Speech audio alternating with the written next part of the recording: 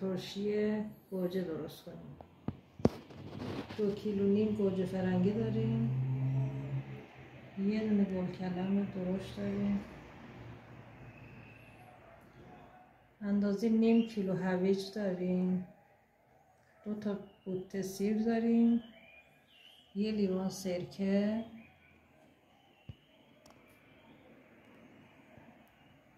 یه قاشق پر گلپر، یه قاشق پر فلفل قرمز، اندازه 1 ملعقه نمک.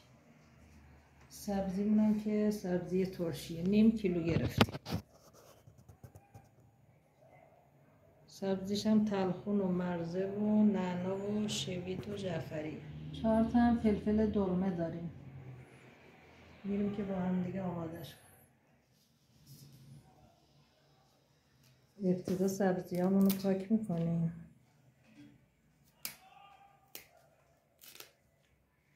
خیلی شاخه‌دار پاک نکنید، سعی کنید فقط برداشت رو پاک کنید.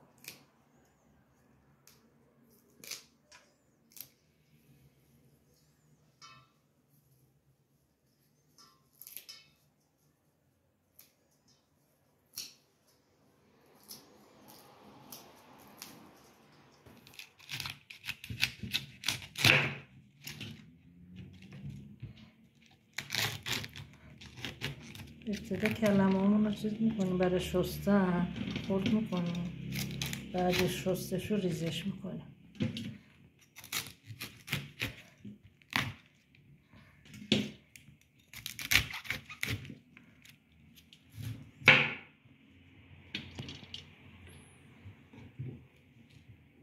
میریم که اینا رو بشوریم. گوجه‌هامون رو خرد میکنیم، میریزیم داخل مخلوط.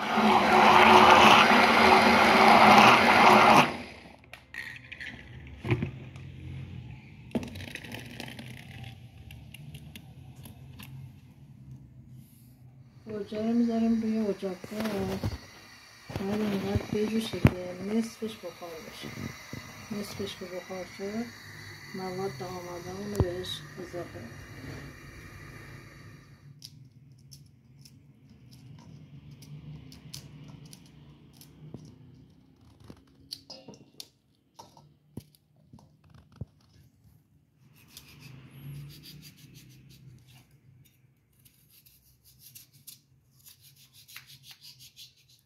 گلکلم‌ها رو که خرد کردیم، حالا هویجامون هم داخلش خرد میکنیم.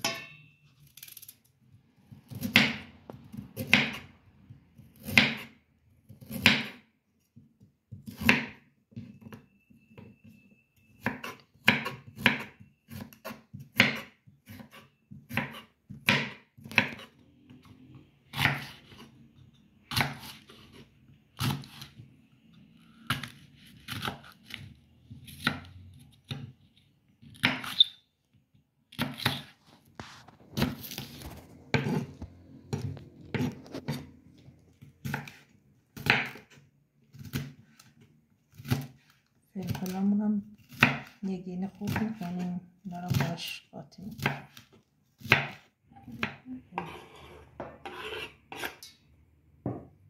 میریم سبزیامون رو خورد کنیم.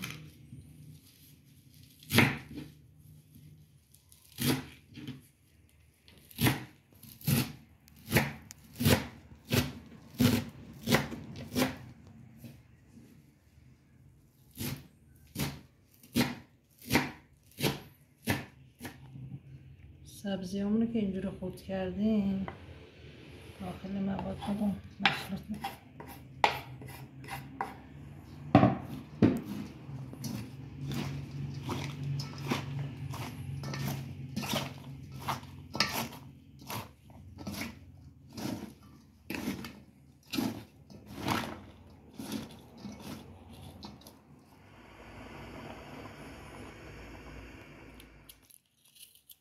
سیرامون هم خرد میکنیم.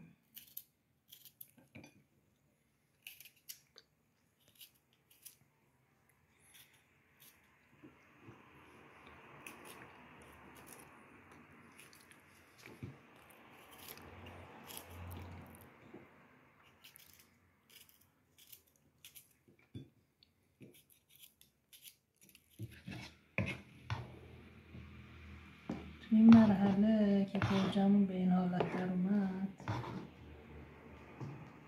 سیر خرد شده رو بهش اضافه میکنیم.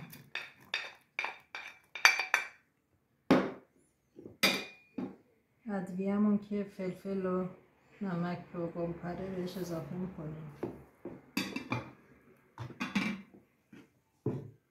یه لیوان سرکه هم که داشتیم بهش اضافه میکنیم.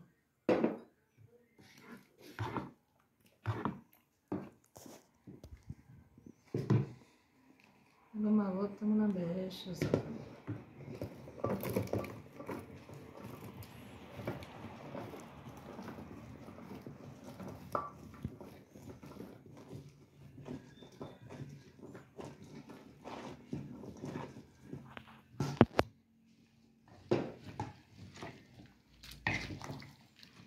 تمام این مواد رو با هم دیگه قشنگ هم میزنیم.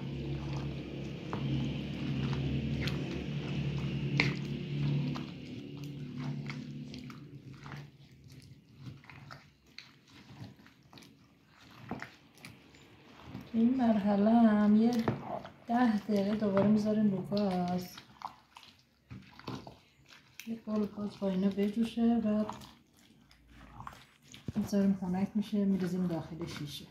الان بچه وقتی جوش اومد درش رو میذاریم 10 دقیقه قل بزنه. 10 دقیقه دیگه خاموش میکنیم.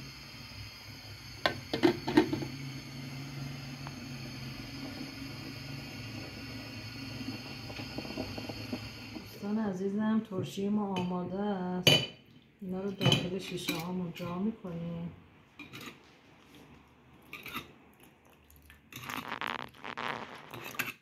حتما باید داخل یخچال نگهداری بشه. بعدش هم همین که خنک شد میتونید بخورید، یعنی انقدر زود آماده میشه. ترشیه که همین لحظه که آماده میشه خنک میشه آماده است.